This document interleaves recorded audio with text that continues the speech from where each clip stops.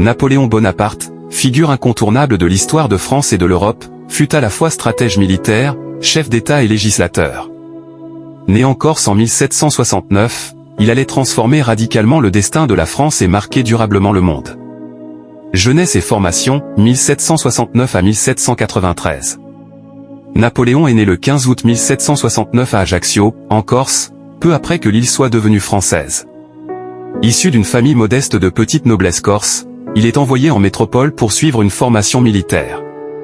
Il entre à l'école militaire de Brienne, puis à Paris, où il se spécialise dans l'artillerie. La Révolution française éclate alors qu'il est encore jeune officier.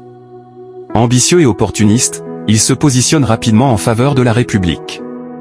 L'ascension fulgurante, 1793 à 1799. En 1793, il se distingue au siège de Toulon, ce qui lui vaut une promotion rapide. En 1795, il sauve le gouvernement républicain d'un soulèvement royaliste à Paris grâce à sa stratégie. Il est alors nommé général en chef de l'armée d'Italie. La campagne d'Italie, 1796 à 1797, est un immense succès. Napoléon bat les Autrichiens, impose des traités favorables à la France et devient un héros national. En 1798, il mène une expédition en Égypte pour affaiblir les Anglais. Malgré la défaite navale d'Aboukir, il brille militairement et ramène de nombreuses découvertes scientifiques. Le coup d'État et le consulat, 1799-1804. En 1799, il rentre précipitamment en France et profite de l'instabilité du Directoire pour orchestrer le coup d'État du 18 Brumaire, 9 novembre 1799. Il instaure le consulat et devient premier consul. Sous ce régime, il réforme l'administration, crée la Banque de France, le Code civil, ou Code Napoléon, et instaure la Légion d'honneur.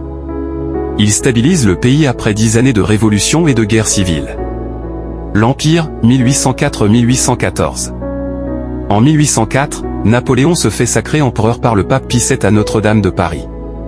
L'Empire marque le sommet de sa puissance. Sur le plan militaire, il enchaîne les victoires, Austerlitz, 1805, Iéna, 1806, Wagram, 1809. Il domine l'Europe continentale, restructure les États conquis et diffuse les principes du Code civil. Mais sa politique impériale crée aussi des tensions. L'Espagne devient un bourbier sanglant dès 1808, et en 1812, la campagne de Russie tourne au désastre. L'armée française, décimée par le froid et le manque de ravitaillement, y perd plus de 400 000 hommes. La chute, 1814-1815. Après l'échec russe, une coalition européenne se reforme.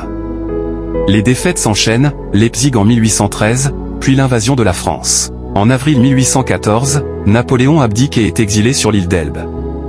Mais en mars 1815, il s'évade et revient en France pour les 100 jours. Il reprend le pouvoir sans tirer un coup de feu.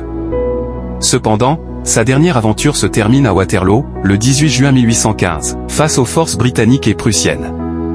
Il abdique de nouveau quelques jours plus tard. L'exil et la mort à Sainte-Hélène, 1815-1821. Cette fois, les Alliés l'exilent loin de l'Europe, sur l'île de Sainte-Hélène, dans l'Atlantique Sud. Il y est constamment surveillé par les Anglais. Il y passe les 6 dernières années de sa vie, dictant ses mémoires et repensant sa légende. Napoléon meurt le 5 mai 1821, probablement d'un cancer de l'estomac, à l'âge de 51 ans. En 1840, ses cendres sont rapatriées aux Invalides à Paris, où il repose encore aujourd'hui. Conclusion, Napoléon Bonaparte fut une figure complexe, brillant stratège, homme d'État modernisateur, mais aussi ambitieux et autoritaire. Il a laissé un héritage durable, en France comme en Europe, par ses réformes, ses institutions et son empreinte dans l'imaginaire collectif. Plus de 2 siècles après sa mort, il continue de fasciner, de diviser, et d'inspirer.